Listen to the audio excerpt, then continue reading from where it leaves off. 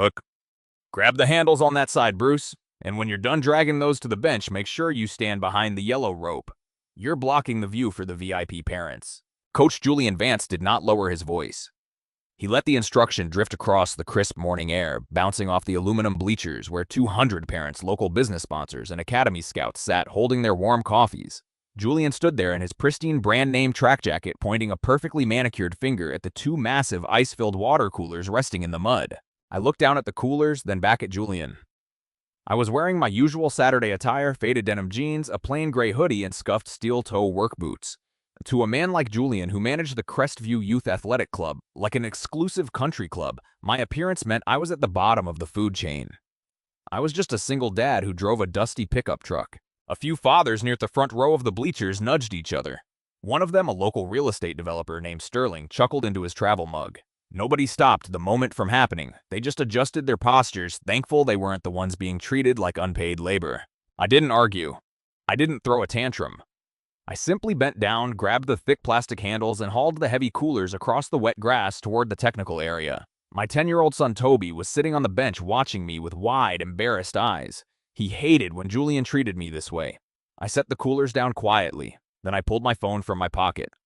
I opened my email app and sent a brief message to my commercial property manager. Cancel the scheduled turf upgrade for Crestview's indoor training facility. Freeze all vendor accounts under Julian Vance's name immediately. I slid the phone back into my pocket.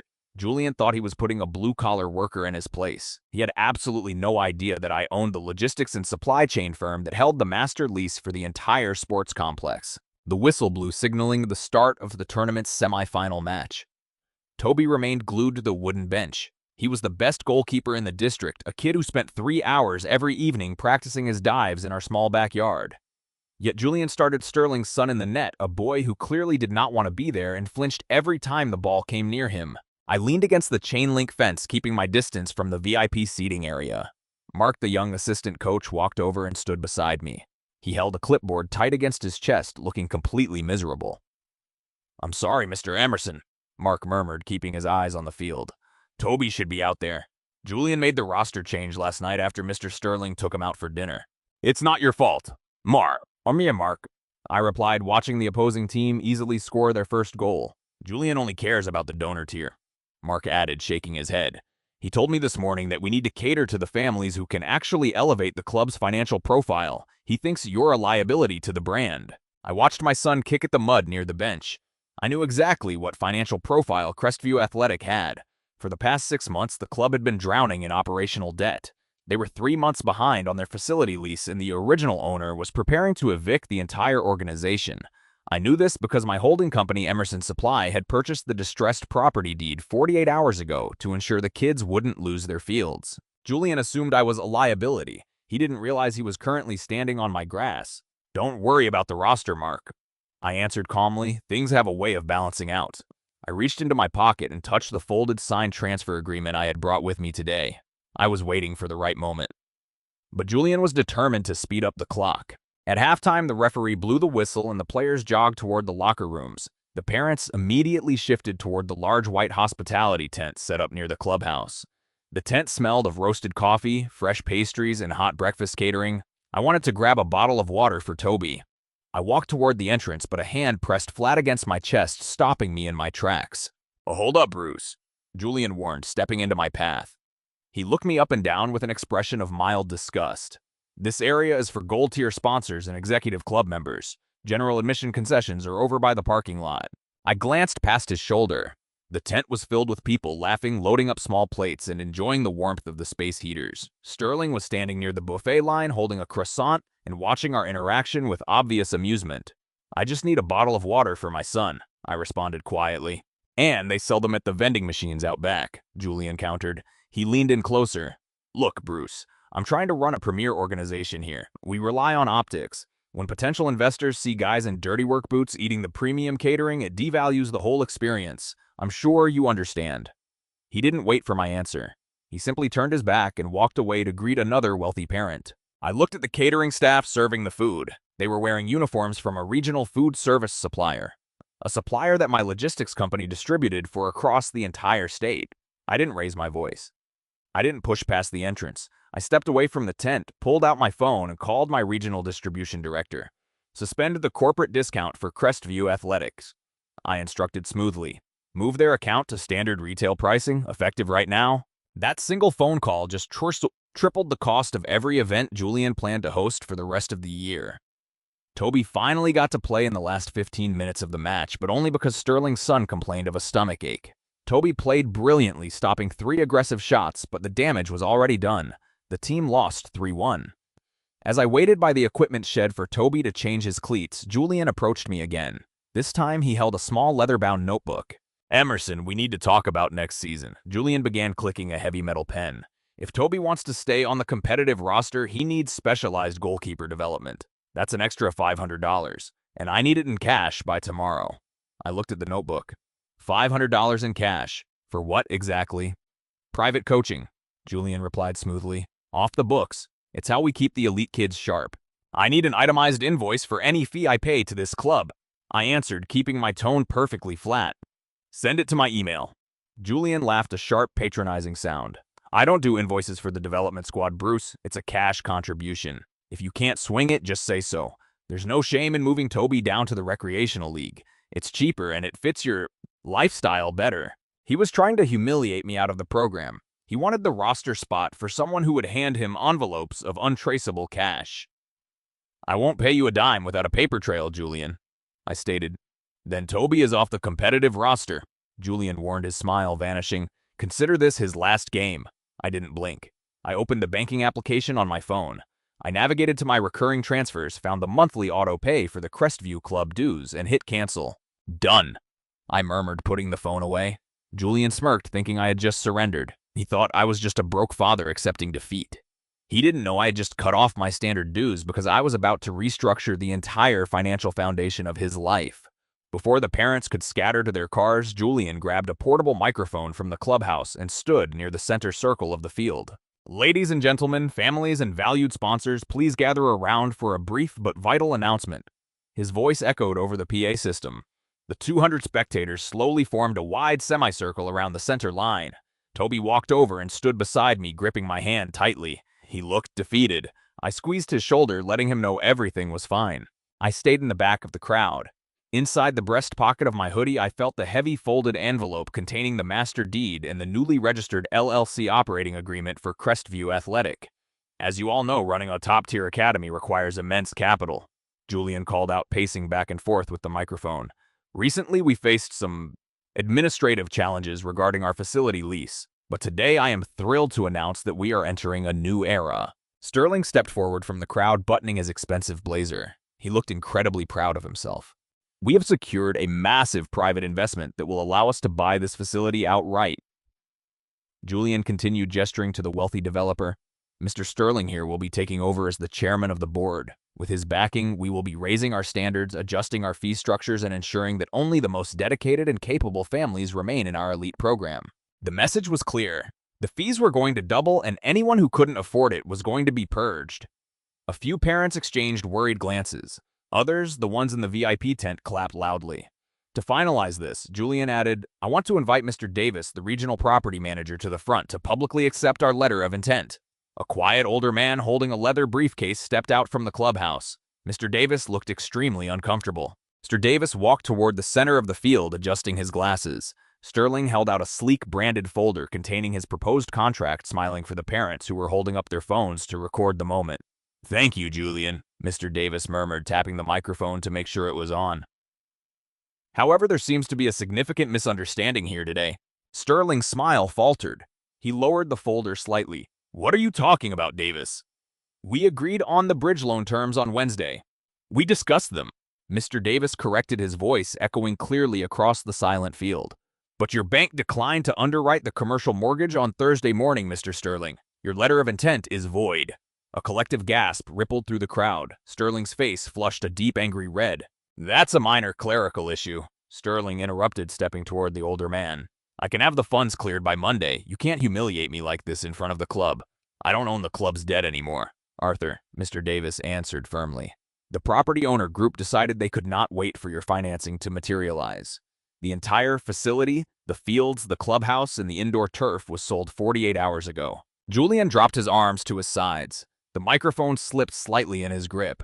Sold to who what? Corporate group. Mr. Davis didn't look at Julian. He didn't look at Sterling. He lifted his gaze, scanning over the heads of the wealthy sponsors past the VIP parents straight to the back row where I stood quietly in my work boots. The new owner of the grounds and the operating LLC is here today, Mr. Davis announced. Mr. Bruce Emerson? For a fraction of a second, the world stopped spinning. Then 200 heads turned in perfect unison. The silence was absolute. Nobody whispered. Nobody coughed. The women who had ignored me all season stared with wide, unblinking eyes. The men who had smirked into their coffees suddenly looked like they had swallowed glass. I didn't move fast. I didn't perform for the crowd. I let go of Toby's hand, gave him a small reassuring nod, and began walking forward. The crowd parted instantly, creating a wide, clear path straight to the center circle. Julian stared at me as if I were a ghost. His pristine track jacket suddenly looked very thin. "Bruce," he whispered, forgetting the microphone was near his mouth. That's impossible. You own a mechanic shop. I own a commercial supply chain, Julian," I replied, stepping into the center circle. I reached into my hoodie, pulled out the heavy envelope, and handed it directly to Mr. Davis. "Emerson Supply handles regional logistics. We also acquire distressed community assets, like this one." Sterling took a large step backward, creating physical distance between himself and Julian. He knew immediately that he had zero leverage in this situation. "Bruce, listen." Julian stammered, his confident posture collapsing. He tried to force a laugh, but it sounded hollow and desperate. "If you're the new owner, that's fantastic. We can really work together on this. I've always said Toby had incredible potential." 20 minutes ago, you told me Toby was off the team," I reminded him calmly. The parents in the front row heard it. They exchanged sharp, disgusted looks. The illusion of Julian's elite leadership was shattering in real time. I held my hand out toward Julian. "Give me the microphone." Julian hesitated, his hand shaking slightly before passing the cold plastic microphone into my palm. I didn't look at him anymore. I looked at the parents. This club was built to serve the community. I began keeping my tone measured and even. Over the last year, it has been manipulated to serve a few inflated egos. That stops today. Nobody challenged me. Sterling was staring at his shoes. As the new owner, I spent the last 2 days reviewing the financial audits of this program. I continued. I found a consistent pattern of cash being demanded from parents for specialized development that was never recorded in the club's official ledgers. A loud murmur swept through the crowd. Several parents glared directly at Julian, realizing they had been scammed. "That was for private sessions," Julian interrupted weakly, his voice cracking. "It's standard industry practice. It's extortion." I corrected him plainly. "And it ends now. All basic dues will be reduced by 30% starting next month. Anyone who paid cash development fees this season will receive a credit on their account." The crowd actually broke into quiet applause. The relief on the faces of the normal, hardworking families was visible. I turned my body to face Julian fully. He looked small. The power he had wielded just an hour ago had evaporated completely. "Julian," I said, ensuring the microphone picked up every word. "Your employment with Crestview Athletic is terminated effective immediately. Your access codes to the clubhouse and the equipment sheds were deactivated while you were making me carry water coolers." Julian's mouth opened, but no sound came out. He looked at Sterling for help, but the developer was already checking his phone, pretending he didn't know the coach. "Jill, you can't just fire me in front of everyone." Julian whispered, his face pale. "I built this team. You built a toxic environment," I responded.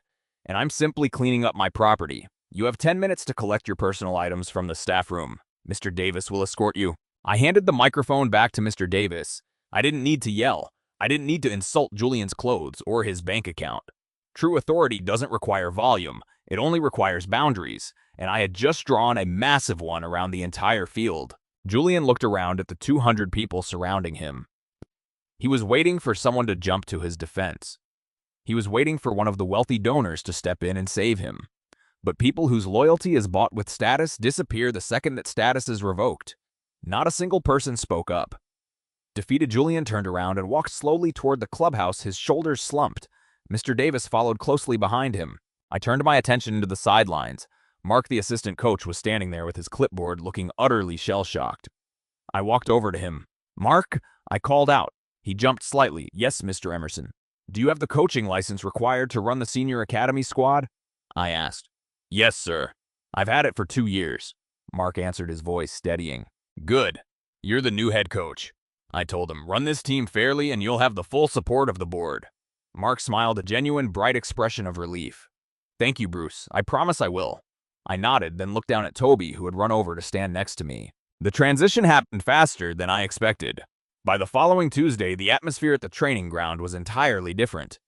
The tension was gone. The VIP tent was dismantled, replaced by open benches where all parents could sit together regardless of their tax brackets. Toby was back in the starting lineup, not because I owned the club, but because Mark evaluated the players based on skill and effort. Sterling's son still played, but he was treated like everyone else, which surprisingly made the kid look much happier. He didn't have the weight of his father's money crushing his shoulders anymore. I sat on the aluminum bleachers wearing the exact same faded jeans and work boots I always wore. Sterling walked past me on his way to the parking lot. He didn't smirk this time. He gave me a stiff, polite nod, which I returned. He had learned his place, and I didn't need to rub it in. I didn't need a public apology from Julian, and I didn't care where he went next.